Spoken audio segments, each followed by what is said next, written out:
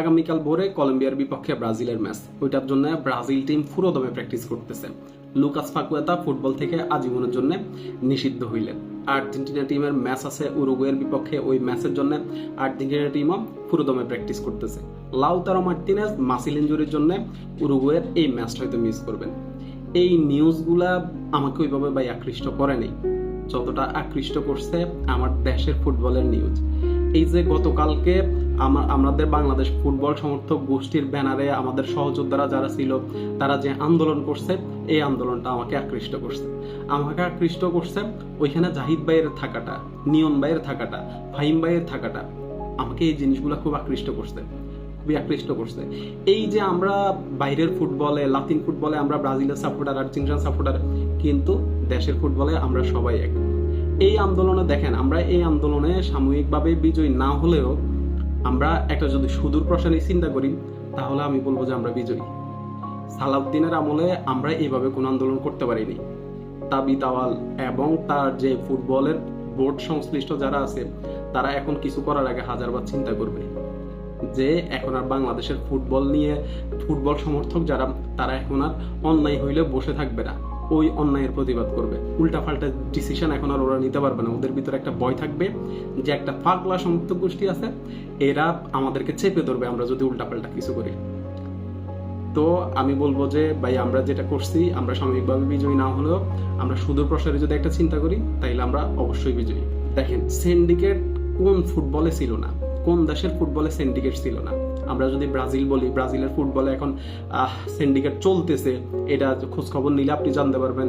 আর্জেন্টিনার ফুটবলে একসময় সিন্ডিকেটে ভরপুর ছিল, স্টাফদের বেতন পর্যন্ত দিতে পারেনি। মেসি নিজের পকেটের টাকা দিয়ে আর্জেন্টিনার ফুটবলের স্টাফদের বেতন দিছে, চিন্তা করেন আপনি। কিন্তু ওইখান থেকে আর্জেন্টিনা ফুটবল ঘুরে দাঁড়িয়েছে, সিন্ডিকেটকে ধ্বংস করে আর্জেন্টিনা 2022 বিশ্বকাপ জিতেছে। আপনি কি মনে করেন আর্জেন্টিনা এমনি 2022 বিশ্বকাপ জিতে গেল? এইখানে মেসির একটা হস্তক্ষেপ ছিল, বোর্ডের কাছে, আর্জেন্টিনা ফুটবলের কাছে মেসির একটা হস্তক্ষেপ ছিল।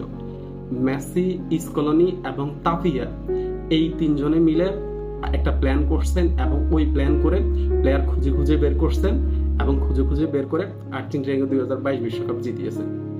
এখন বাংলাদেশের ফুটবল এখন যে অবস্থা, এখন যে সিন্ডিকেট, এই সিন্ডিকেট যদি কেউ ভাঙতে পারে, এই সিন্ডিকেটে যদি কারো কথা কাজে লাগে, আমি বলবো যে সেটা হামজা চৌধুরী যদি এই সিন্ডিকেটের বিরুদ্ধে কথা বলে, হামজা চৌধুরী যদি বাংলাদেশের ফুটবল নিয়ে ভাবে, হামজা চৌধুরী যদি বাংলাদেশের ফুটবলের জন্য কাজ করে, তাহলে আমি বলবো যে বাংলাদেশের ফুটবলে সিন্ডিকেট থাকবে না, কোনোভাবেই থাকবে না।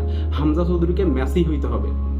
মেসির মতো মেসি যেরকম আর্জেন্টিনা ফুটবলে একটা প্রভাব খাটাই আর্জেন্টিনা ফুটবলকে ভালো কিছু উপহার দিয়েছে, হামজা চৌধুরীও ওই প্রভাবটা খাটাইতে হবে এবং ওই প্রভাব খাটিয়ে বাংলাদেশের ফুটবলকে একটা জায়গায় নিয়ে যাইতে হবে, যেই জায়গায় হামজা চৌধুরীকে সবাই মনে রাখবে। বাংলাদেশের সবাই হামজা চৌধুরীকে মনে রাখবে। হামজা চৌধুরী বাংলাদেশের ফুটবলকে এরকম একটা জায়গায় নিয়ে যাইতে হবে।